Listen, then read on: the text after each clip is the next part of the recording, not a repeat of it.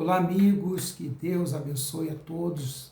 Estamos aqui novamente para darmos continuidade ao nosso estudo bíblico, desse curso bíblico que nós estamos realizando, começando pelos Evangelhos, começando pelo Novo Testamento, e depois iremos avançar também no estudo do Antigo Testamento. E hoje vamos avançando no capítulo 12 do Evangelho de Mateus, e eu gostaria que você acompanhasse com a sua Bíblia, com o seu PDF e prestando bastante atenção, porque são conhecimentos que irão edificar a sua vida em Cristo, edificar a sua comunhão com Deus. Haja vista que para conhecermos a Cristo é imprescindível que conheçamos suas palavras. Não há como ter uma experiência verdadeira com o Senhor Jesus sem conhecermos os seus ensinamentos, os seus mandamentos, as suas instruções.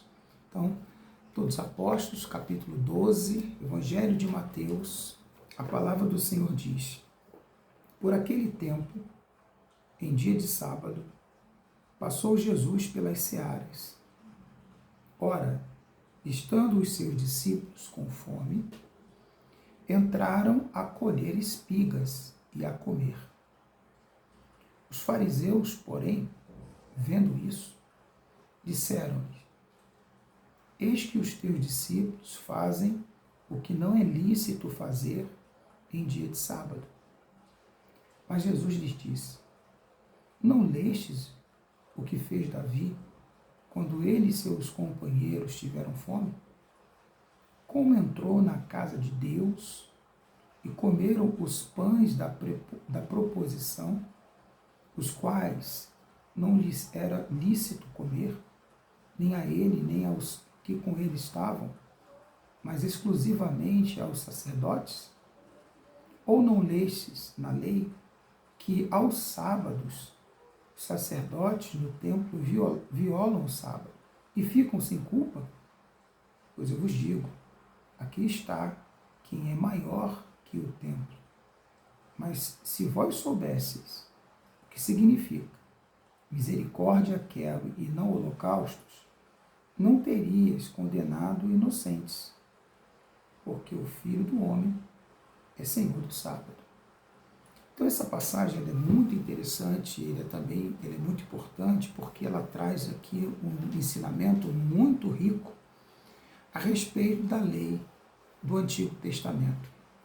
Existe uma celeuma muito grande entre teólogos, biblistas, sobre a validade da lei. O Senhor Jesus diz que ele não veio anular a lei. Jesus diz que veio cumpri-la. Logo, a lei do Antigo Testamento não foi anulada. A lei do Antigo Testamento, ela foi cumprida. De que maneira? Jesus veio nos ensinar qual a verdadeira forma de se praticar a lei de Deus e agradá-lo. E isso por quê? Porque os judeus, eles receberam a lei, mas a interpretaram da sua maneira. O próprio Moisés interpretou a lei de Deus à sua maneira. Isso fez com que se consolidasse um entendimento a respeito da lei equivocado. Então, eles cumpriam a lei, mas não de maneira que agradasse a Deus. Por isso que nós não somos capazes, de cumprir toda a lei, porque sempre erraremos em uma coisa ou outra. No entanto, é a justiça de Cristo que nos justifica, e não nossas obras. O homem não pode ser justificado perante o Senhor por suas próprias obras. Porque, para Deus, se a gente tropeça em uma só ordenança, em um só mandamento, é como se tivesse errado tudo. E olha, é quase que impossível obedecer todos os mandamentos, todos os estatutos tintim por tintim. Sempre haverá algo que iremos falhar. Isso é feito propositalmente. A Bíblia diz que Deus fez isso para igualar a todos. Ninguém é melhor que ninguém. Ninguém é mais capaz que ninguém é mais santo que ninguém, de maneira que ninguém pode se colocar diante de Deus como justo, baseando-se no cumprimento da lei. Mas nós somos justificados pela graça mediante a fé. Ou seja, eu creio no que Jesus fez por mim na cruz. Eu creio que aquilo que Jesus me ensinou a respeito da justiça dele me justifica. O sangue que ele derramou naquela cruz me justifica. É assim que nós somos perante o Senhor justificados. Porém, isso não significa que a lei de Deus foi revogada. Não, ela permanece. E aqueles que desejam agradar a Deus e se esforçarem para fazer, cumprir exatamente o que diz a palavra, eles alcançam uma comunhão com Deus porque estão vivendo de maneira que Jesus quer que a gente viva. Então, por exemplo, o mandamento do sábado. Como que os judeus, eles interpretaram isso? Não podia fazer nada. Absolutamente nada. Não podia levantar peso, não podia lavar um copo, não podia abrir uma porta, sabe? Torcer a maçaneta para poder abrir, não podia.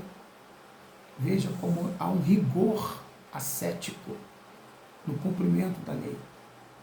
E eles faziam isso exatamente com o objetivo de serem justificados pelos seus atos, pelas suas obras, o que fez com que eles se afastassem ainda mais de Deus.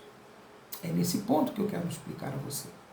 Nós obedecemos a lei porque queremos agradar. É como se estivéssemos nos adequando à vontade de Deus para agradá-lo, mas não esperando com isso ser justificados, porque sabemos que eu posso acertar em quase tudo, mas se eu errar em um, eu já errei em todos, entende? É impossível, mas Jesus, Ele quer que nós vivamos uma vida da maneira que Ele nos ensina. Então, para que fique claro para todos que nos assistem, o que Deus espera? Deus espera que a justiça de Cristo nos justifique. Então, a maneira como que Jesus, com a qual Jesus nos ensina a praticar a lei, é essa que devemos buscar praticar em nossas vidas. Então, esse rigor que os judeus colocaram na observância desse mandamento do sábado, explica muito bem a forma deformada, né, deturpada com que os judeus interpretavam a Bíblia. E Jesus, ele fala sobre isso, ele começa argumentando sobre Davi, o rei Davi.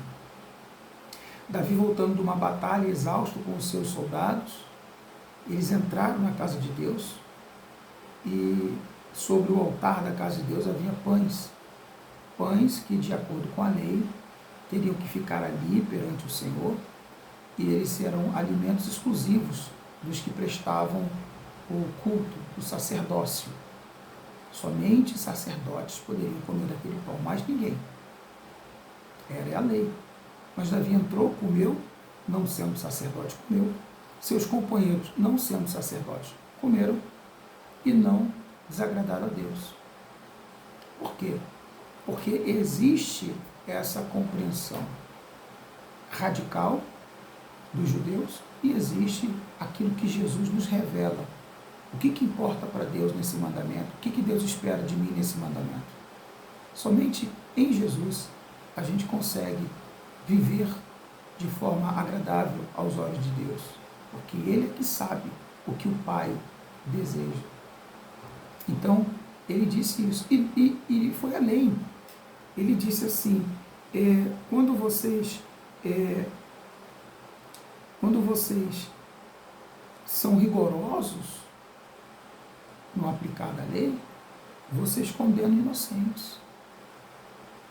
Vocês esquecem de que existem princípios mais importantes na palavra de Deus do que esse rigor, que é ter misericórdia. Como ele diz, né? Misericórdia quero e não holocaustos. E ele fala assim, até os sacerdotes, no dia de sábado, eles transgrediam o sábado e não pecavam. Os sacerdotes, eles eram obrigados a fazer um ritual de ofertas de sacrifícios e holocaustos no dia de sábado. Então, mesmo sendo sábado, eles amassavam a farinha, fazia lá com azeite lá os pães, para preparar o holocausto com os cordeiros que eram exigidos. Então, mesmo sendo sábado, fazendo o trabalho da preparação da mesa do holocausto, eles não transgrediam o sábado. Pastor, mas qual era a intenção de Deus ao instituir o sábado? É muito simples e Jesus nos mostrou isso. O sábado é um dia que Deus ele determinou para que todos nós nos lembrássemos dele. Porque a terra que Deus entregou nas mãos dos filhos de Israel era uma terra muito boa, próspera, abundante.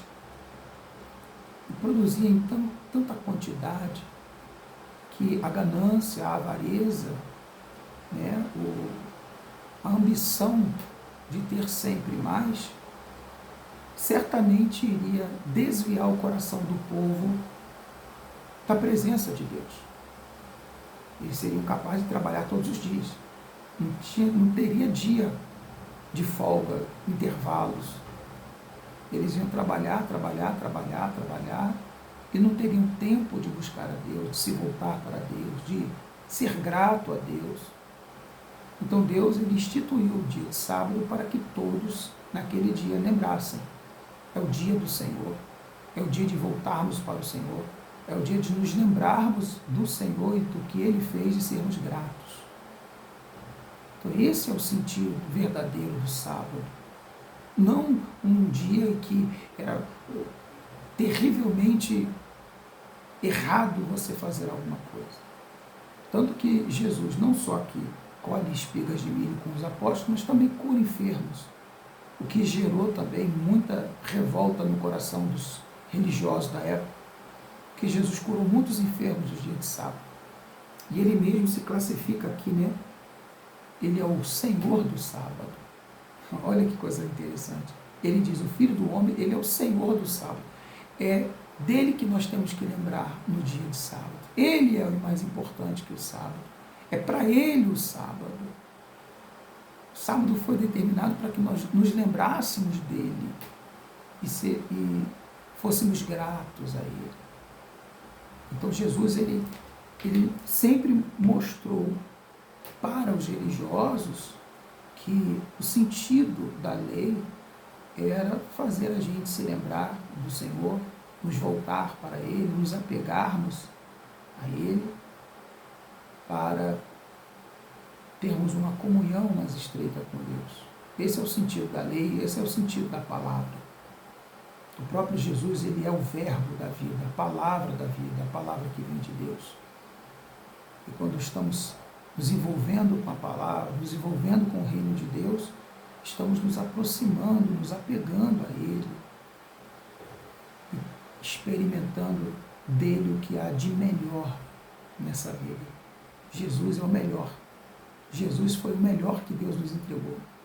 O primogênito, o unigênito, aquilo que Deus tinha de mais especial e nos ofereceu. Então, aproveitando nessa oportunidade de falar da lei do sábado, nós estamos contextualizando em geral. Tanto que ele diz que misericórdia é mais importante do que sacrifícios.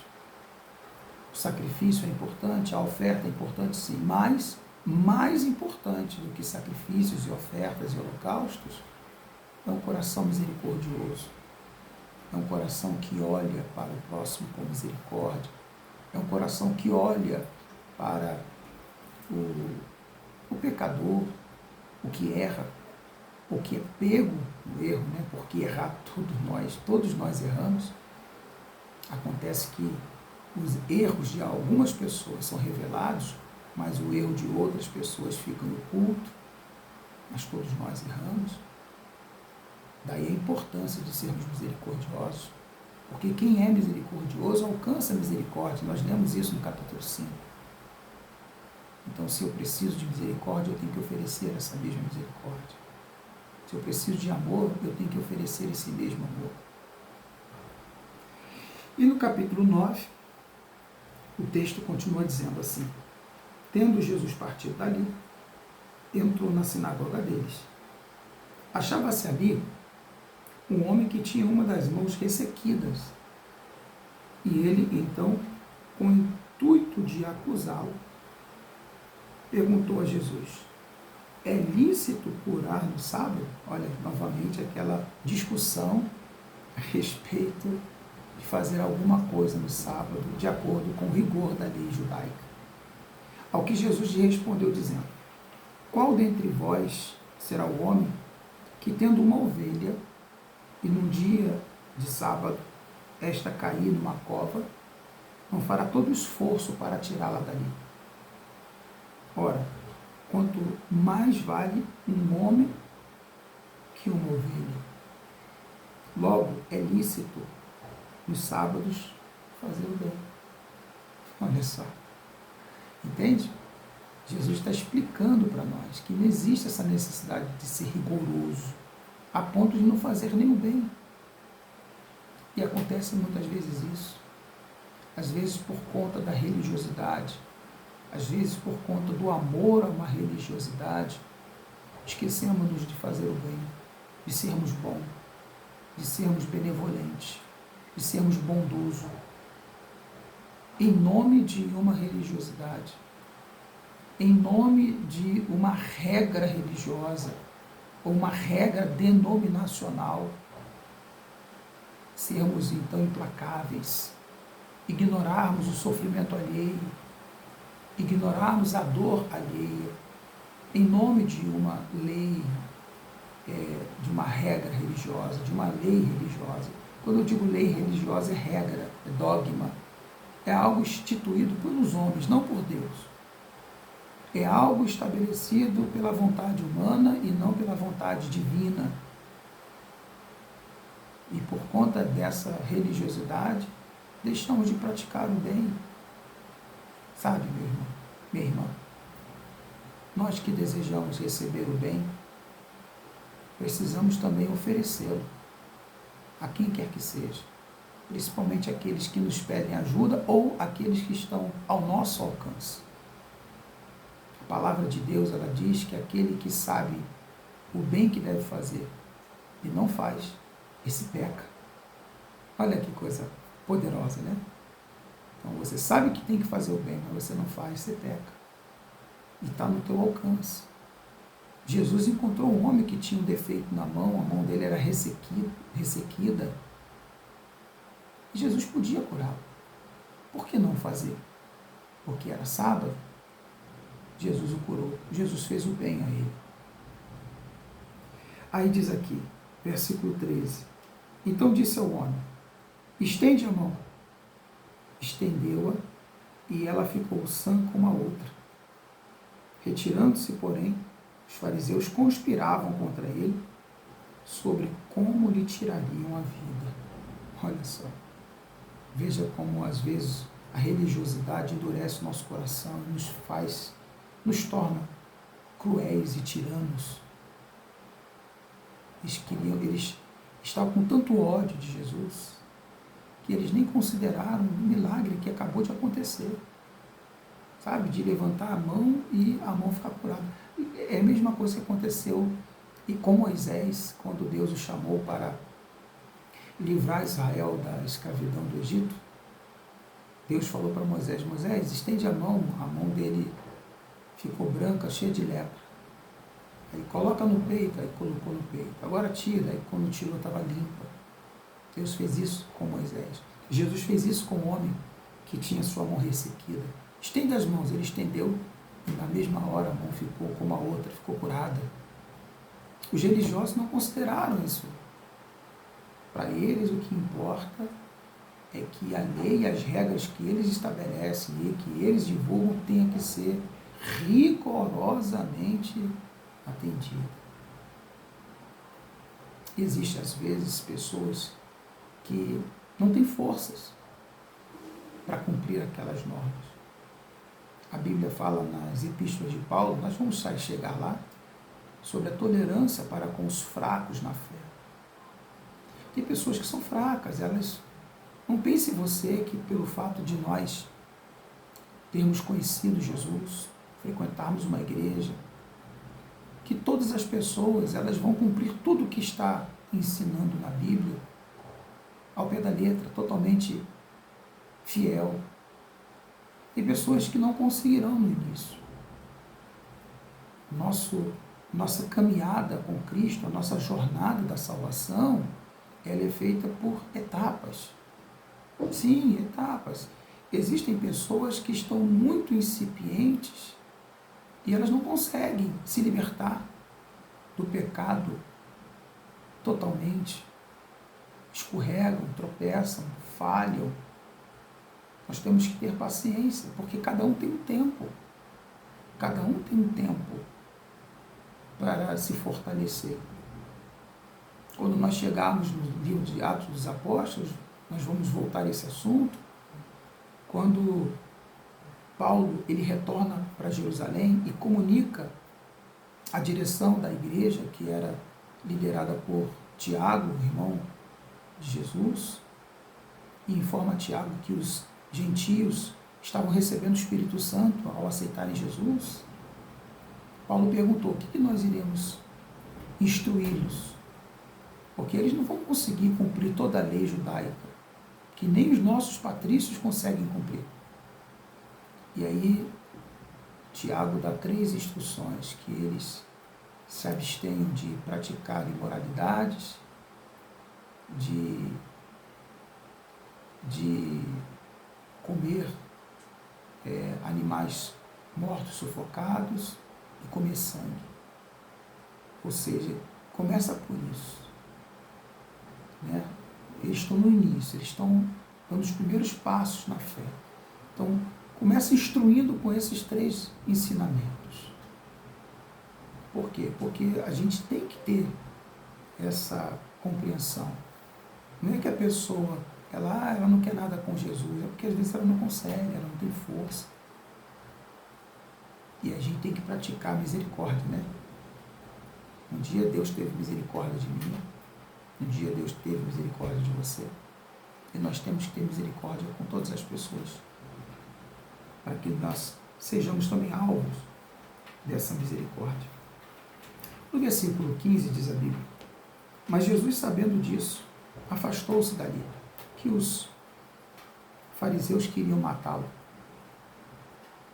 Muitos o seguiram, e a todos ele curou, advertindo-lhes, porém, que o não expusessem à publicidade, para se cumprir o que foi dito por intermédio do profeta Isaías: eis aqui o meu servo, que escolhi, o meu amado, em quem a minha alma se compraz. Farei repousar sobre ele o Espírito, o meu Espírito, e ele anunciará juízo aos gentios. Não contenderá, nem gritará, nem alguém ouvirá nas praças a sua voz. Ele não esmagará a cana quebrada, e nem apagará a torcida que fumega, até que se faça vencedor o juízo. E no seu nome esperarão os gentios. Olha que coisa maravilhosa. É o que estávamos acabando de falar. Olha o que Jesus diz: não esmagar a cana quebrada e não apagar a torcida que fumega. O que significa isso, pastor André? É simples. A cana já não está quebrada, para que você vai esmagar? Já está quebrada.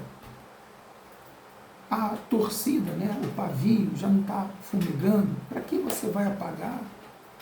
Vai estar lá só fumaçando, aquela última brasa, você vai lá e apaga. Às vezes o rigor ascético da religiosidade faz com que a cana quebrada seja esmagada. Às vezes a torcida que estava fumegando ali, uma última brasinha, a pessoa vai lá e apaga. num tipo de pensamento de tudo ou nada, ou é ou não é. Não, não é bem assim. Todos nós temos o nosso tempo. Jesus tinha o tempo dele. Tanto que, hoje em dia, quando acontece um milagre, nós propagamos aos quatro ventos, não é verdade?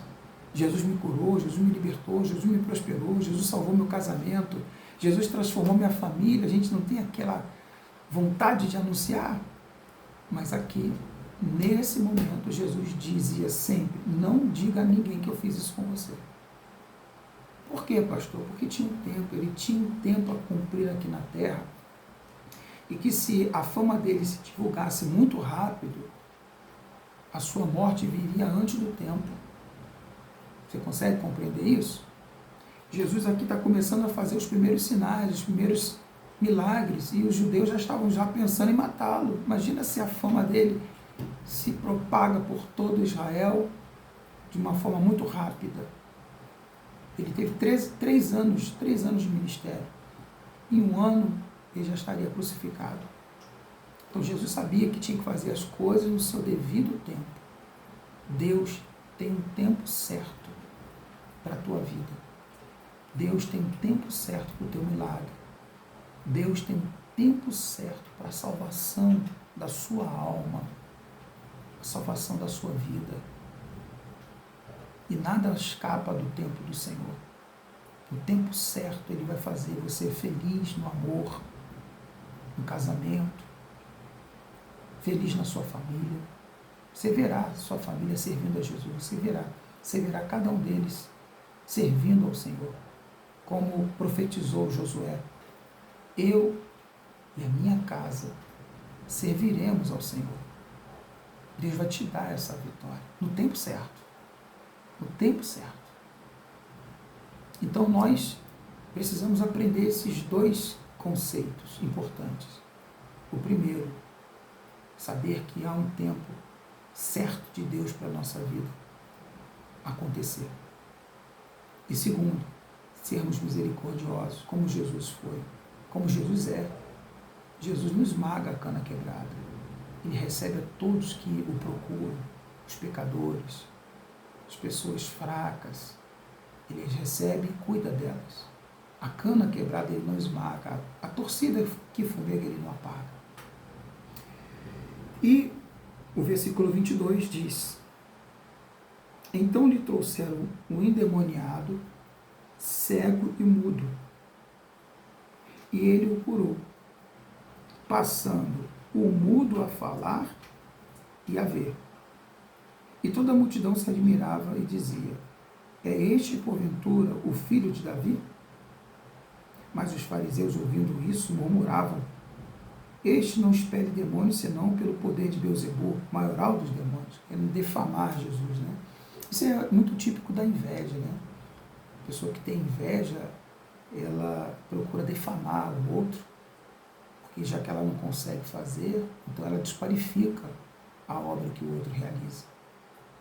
E aqui há algo muito importante que nos ressalta os olhos. O rapaz, ele era cego e mudo, não via e nem falava. E quando Jesus expeliu o demônio, ele passou a falar e a ver.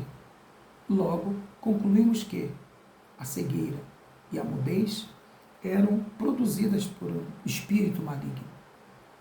E tem muita coisa na vida da pessoa que não anda porque existe um espírito maligno. E Jesus quer libertar e vai libertar você.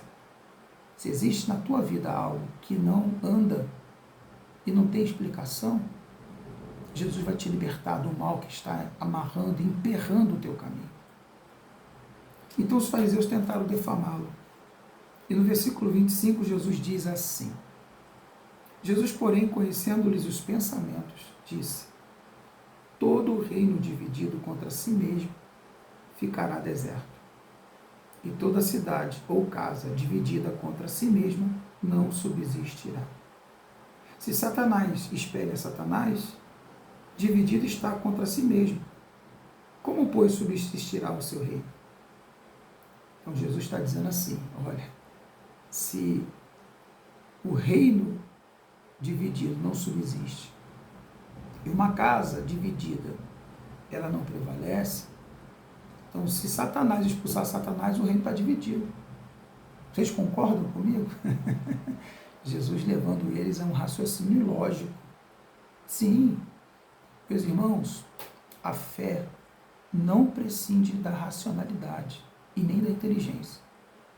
Muito pelo contrário, a fé ela só funciona e produz efeitos quando a usamos com racionalidade, com lógica, com inteligência. Nós aprendemos pela religião, durante milênios, que a fé era o contrário da razão. Porque a gente não explica a fé. A fé por si mesma se explica. Ela é autoexplicável. Nem por isso eu tenho que abrir mão da minha inteligência, da minha razão. Jesus sempre usou a racionalidade, a lógica, o bom senso. Jesus sempre usou a inteligência para articular seus argumentos, para trazer em forma de parábolas, em forma de metáforas, ensinamentos profundos aos homens, de forma que até o mais simples pudesse entender. Diferente da racionalidade humana, né? As filosofias que imperavam na época de Jesus, estavam ali no início, fervescente. O filósofo, quanto mais fala, menos as pessoas entendem, né? É preciso uma compreensão muito maior. Existem livros de filósofos como Aristóteles. Você pegar um livro de Aristóteles, se você não tiver um embasamento filosófico que ele ampare, até um dicionário filosófico, você não entende o que ele está tentando dizer.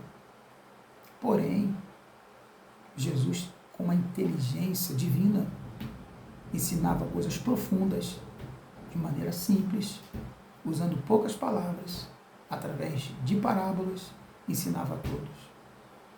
Então isso nos ensina que a inteligência nunca está dissociada da fé e vice-versa. E Jesus explicando e argumentando com os fariseus, ele disse, como que eu posso ser usado pelo diabo se o diabo expulsando o diabo vai estar dividido? Satanás expulsando Satanás vai estar o reino dividido. E esse reino não subsistirá. Aí no versículo 28 ele diz, se porém eu expulso demônios pelo Espírito de Deus, certamente é chegado o reino de Deus sobre vós. Ele está dizendo assim, eu estou expelindo os demônios que castigavam e oprimiam as pessoas pelo Espírito de Deus, porque o reino de Deus está chegando até vós. Você sabe o que é o reino de Deus? O reino de Deus é quando, através da pessoa do Espírito Santo, Deus vem reinar no nosso coração. E quando Deus reina em nosso coração, há abundância de paz, de alegria, de salvação, a abundância de todas as coisas que são necessárias para fazer o ser humano completo. Então Jesus veio trazer esse reino, fazer com que o Espírito de Deus pudesse habitar dentro de nós. Isso só se torna possível mediante a justificação pela fé, através do sangue de Jesus derramado na cruz, que nos purifica dos pecados. Ninguém chega até Deus, ninguém alcança a presença de Deus, se não for pelo sangue de Jesus. Porque quando, do mesmo modo que falamos no começo do estudo do capítulo 12, todos nós pecamos. E para Deus não importa se o seu pecado é pequenininho, o do irmão é maior, não importa. Para Deus não tem pecadinho nem pecadão. Mas somente o sangue de Jesus nos dá condições de nos apresentar perante a Deus. Caso contrário, ninguém chega a Ele. Jesus é o caminho. Não há outro caminho senão Jesus. Então, toda a religião, toda a filosofia que exclui ou despreza Jesus, não leva a Deus, porque só Jesus Cristo é o intercessor entre os homens e Deus. Só Ele é o caminho. Porque só o sangue dele tem poder de purificar todos os nossos pecados e fazer com que Deus nos aceite em sua presença. É da seguinte maneira, quando Deus olha para nós, sem o sangue de Jesus, vê os nossos pecados e a sua justiça nos pune, porque o salário do pecado é a morte, seja pequeno ou um pecado grande. O salário do pecado é a morte. Mas quando aceitamos o sacrifício de Jesus feito por nós na cruz, somos lavados pelo sangue de Jesus. E quando Deus olha para nós, não enxerga mais os pecados, mas enxerga o sangue de Jesus, o sangue de seu Filho. E aí somos aceitos. Nos tornamos aceitáveis na presença dele. E ele nos ouve e em tudo nos atende pelo nome de Jesus. Verso 29. Ou como pode alguém entrar na casa do valente e roubar-lhes os bens sem primeiro amarrá-lo? E então lhe saqueará a casa. Então Jesus está dizendo aqui o seguinte, é uma metáfora, mas ele está dizendo o seguinte, para a gente tirar o mal, a gente tem que primeiro amarrá-lo. Alguém com autoridade tem que amarrar o valente, para que esse mal seja expulso, expelido, para que o Espírito Santo possa habitar naquele coração. Quem não é por mim, é contra mim, e quem comigo não ajunta, espalha. Por isso vos declaro, todo pecado e blasfêmia serão perdoados aos homens, mas a blasfêmia contra o Espírito não será perdoada. Se alguém proferir alguma palavra contra o Filho do Homem, ser-lhe-á isto perdoado, mas se alguém falar contra o Espírito Santo, não lhe será perdoado, nem neste mundo, nem no porvir. Então ele está falando a respeito do pecado contra o Espírito Santo, que é a blasfêmia. Quando nós falamos contra o Espírito Santo, não tem perdão. Temos que ter temor, sabe? Muitas pessoas brincam, hoje em dia as pessoas, elas fazem chacotas, fazem, brincadeiras com o nome de Jesus, escarnecem, mas o pecado contra o Espírito Santo, ele não tem perdão, nem nesse mundo, nem no porvir.